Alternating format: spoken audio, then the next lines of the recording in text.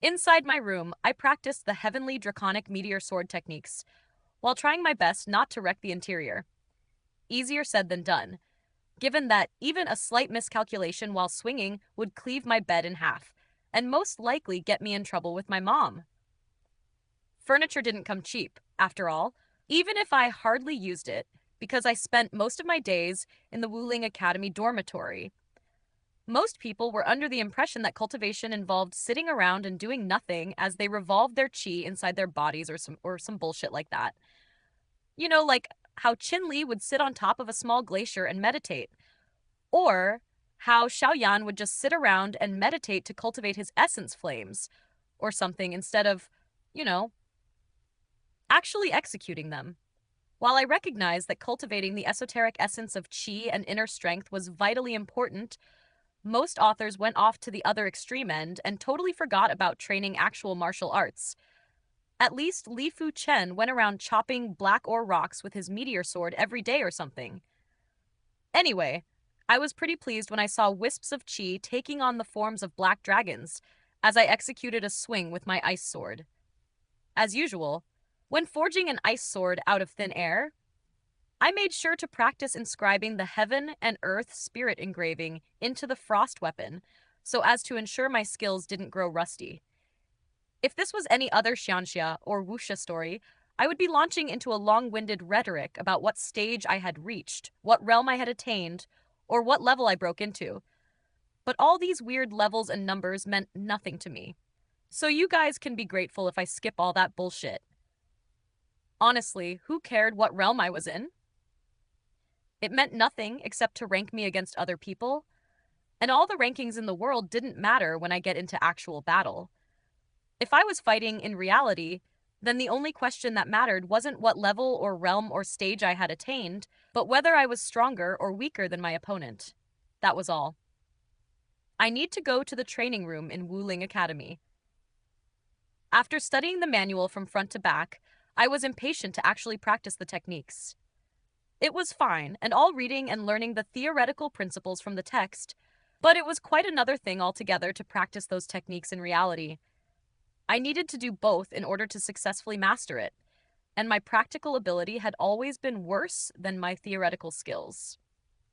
Unlike Li Fuchen, I didn't have a godlike cheat perception, and unlike Xiaoyan, I didn't have an actual master guiding me every step of the way.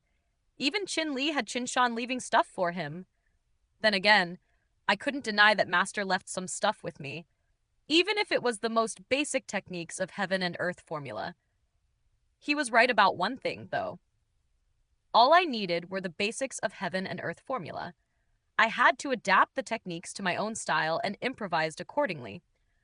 The problem was that I still hadn't developed my own style yet, which was why I was relying on previously learned techniques, such as shadow steps and the lunar rabbit's kicks, as well as trying to find more martial arts, such as the heavenly draconic meteor swordsmanship.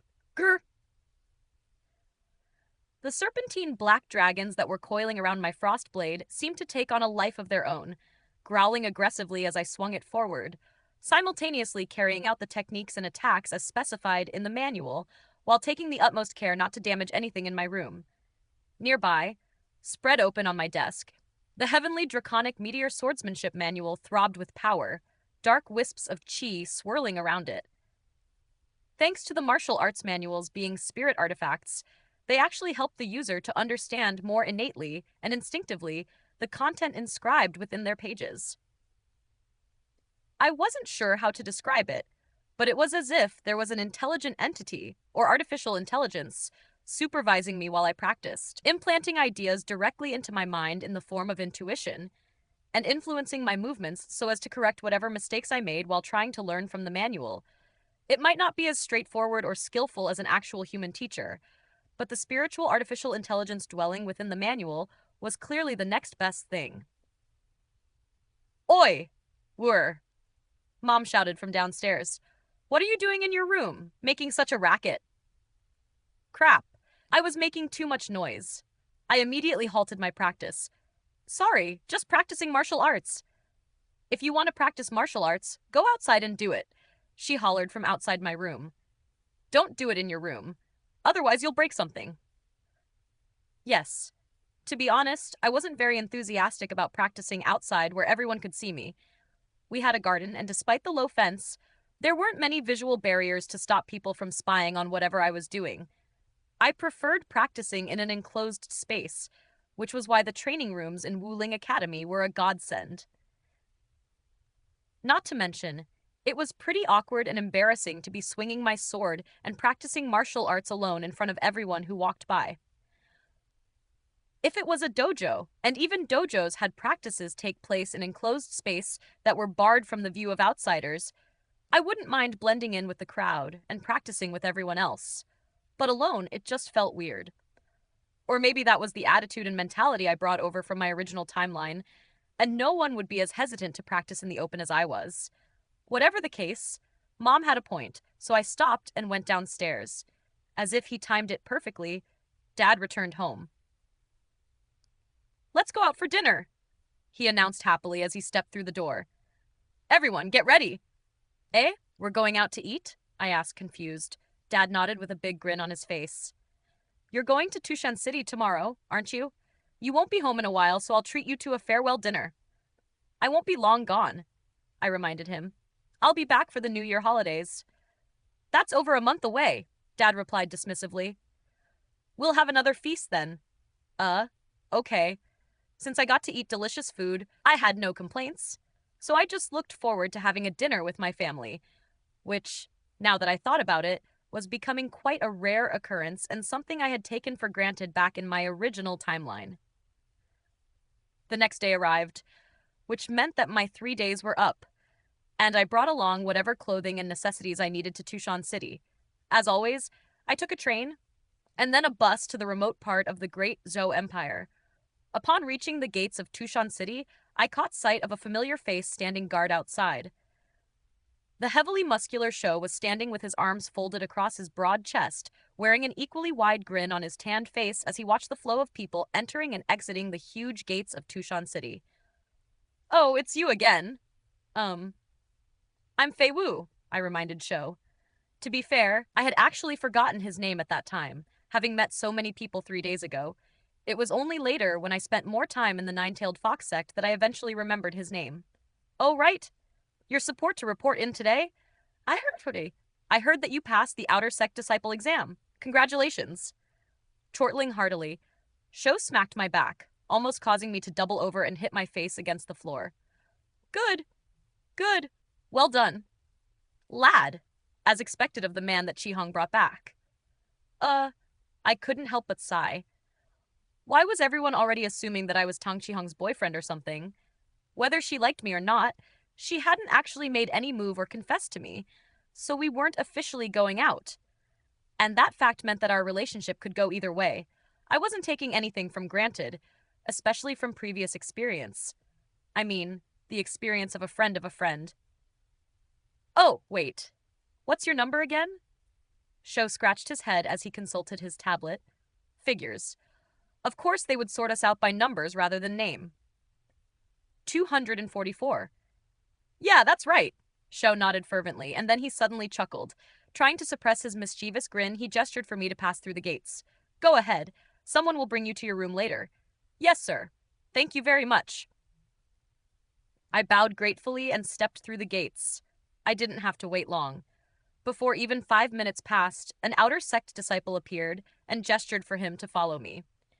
Since he was obviously the guide that Shou was referring to earlier, I followed him obediently. The outer sect disciple escorted me past grand, impressive-looking buildings that were crafted elegantly and stylishly, and toward the foot of the flame volcano. Wait, what? Was it really called Flame Volcano? Whatever.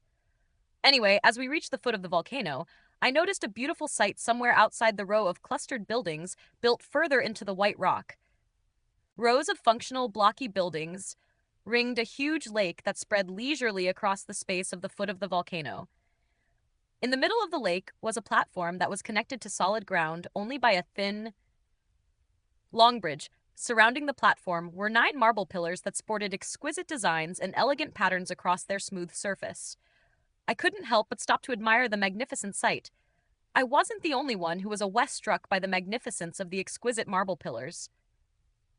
Gathered across the circular platform were many Utter sect disciples who were scattered around the pillars that ringed the platform. Their admiring gazes were focused intently on the beautiful patterns and intricate diagrams inscribed onto the stone pillars, and they were trying their best to copy such patterns into their digital tablets with their styluses. Do you mind if I go take a look? Without waiting for an answer, I was already wandering toward the platform. Enraptured by the sight of the 9 marble pillars, I swept my gaze over the symbols inscribed into the smooth, pearly surface of the pillars, trying to decipher them. It didn't take me long to recognize them. Whoa! Those spirit engravings! What are you looking at? The outer sect disciple demanded impatiently as he caught up to me. His eyes narrowed in scorn when he saw what I was studying. Do you even understand any of the patterns engraved on the spirit engraved pillars in the lake of fire? What makes you think I don't? I scoffed inwardly, but was too politely to say that out loud to a senior. So I stayed silent instead. Good thing I did, for the outer sect disciple lost his expression of ridicule, which was replaced by one of reverence as he gazed in the direction of the 9 spirit engraved pillars. Those spirit engravings were personally inscribed by the founder and the first sect leader of the 9-tailed fox sect. They possess profound meaning and power behind them. Only those with the necessary talent and intelligence will truly be able to decipher the profound meaning concealed beneath those mystical diagrams. What? Did you seriously expect me to buy that BS? Legend has it that the founder explored the world and learned countless spirit engravings. He brought them back and inscribed the deepest, most powerful patterns into these 9 spirit engraved pillars, not just for himself, but also for all the disciples, as well as the future disciples of the sect, to comprehend the true wonders of these arcane patterns. I'm sure he did. Did you know that the 9-tailed fox was founded over 900 years ago? Countless of generations have passed and gone, and hundreds of thousands of people have visited this place as some sort of pilgrimage, so as to experience the wonders of the spirit engravings inscribed into these pillars. A few even remained beside the pillars for decades. But even then, throughout these 900 years or so, only 38 people have gained insight from these spirit engraved pillars. Heh. I pretended to be impressed, though in all honesty, I couldn't give a fuck. The outer sect disciple obviously didn't see through my mask and continued to babble his little history lesson excitedly, even though I never asked for it. All 38 of them went on to becoming outstanding blacksmiths and spirit engravers, whose achievements have been recorded in the annals of the 9-tailed fox sect's history. They are the pride of the 9-tailed fox sect, and the pillar of our strength and prestige, having laid the foundation for the sect to be what it is today. The outer sect disciple was nodded zealously now, almost as if he was in a religious fervor. In fact, all the spirit engravings today are the products of these 38 geniuses, formed as they gradually and fully deciphered the profound meanings concealed within the arcane patterns on the spirit engraved pillars. I didn't ask. Every single spirit engravings we have today come from them, and the power of our 9-tailed fox sect also indirectly stems from all of their achievements in the past and continue on even to the present. Well, I wasn't completely disinterested, but I was more curious about the patterns and spirit engravings inscribed onto the pillars. I focused in the arcane designs, trying to work out a single, coherent pattern among them. My chi senses were tingling, and it was almost as if I could hear spiritual voices speaking from within the spirit engraved pillars.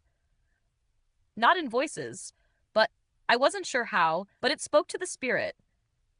Just what the hell are you guys? There was also something that felt strangely familiar, something that seemed buried deep below the 9 spirit engraved pillars, directly beneath the platform. No, that wasn't accurate. It was extremely deep below the platform, almost as if there was a bottomless abyss that lingered unseen, covered up only by the flawless material that drifted proudly atop the lake. Even though I've never seen any of these patterns before, they feel so familiar, as if they're trying to talk to me, trying to tell me something. I swallowed as I craned my head to look at them from bottom to top. Each pillar was towered over a dozen meters and were 9 feet wide. The mystical symbols resembled pictures more than hieroglyphs or some strange, arcane alphabet. Looking carefully, I could make out pictures of magical beasts, demonic creatures, forests, mountains, and rivers. There were even great displays of conflicts between monsters, with fires raging about against a hellish landscape, while serene sceneries of peace and joy stretched out in other segments. This kind of reminds me of an emaki from Japan. In the last 20 years, only 2 people have comprehended the wonders of the spirit-engraved pillars, attaining enlightenment from 3 of the 9 spirit-engraved pillars. The outer sect disciple glanced at me wryly. One of them is Elder Hai Mo. About 18 years ago, he meditated under the spirit-engraved pillars for 3 whole years and eventually deciphered a new spirit engraving from one of the pillars. Right now, he is the first elder of the sect. The second is Senior Tong Chi Hong. 3 years ago, she amazingly comprehended the spirit engravings when she looked at them, achieving enlightenment as she consecutively entered the spiritual realms contained within 2 different spirit-engraved pillars. Impressive, I murmured with a smile. As one would expect from Tang Chi Hong, she was a 4-star constitution cultivator after all, and even if she lacked the combat strength that Zhu Jiao or Bai Ning Shui possessed, she more than made up for it in spirit engraving and forging. I couldn't help but respect her even more.